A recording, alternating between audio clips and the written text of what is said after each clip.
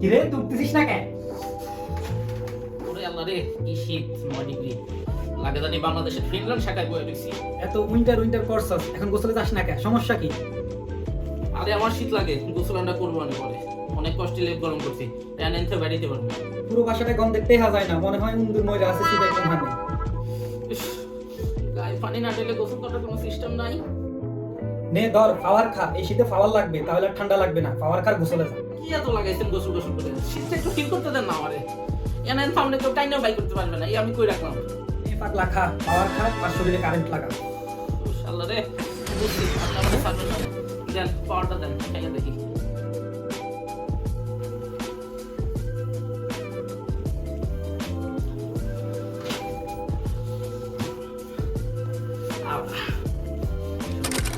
শীতের দিনে গোসলে যেতে ভয়, নেন ভাই পাওয়ার খান, শরীরে হিট বাড়ান। Power চুমুকে অ্যাকশন।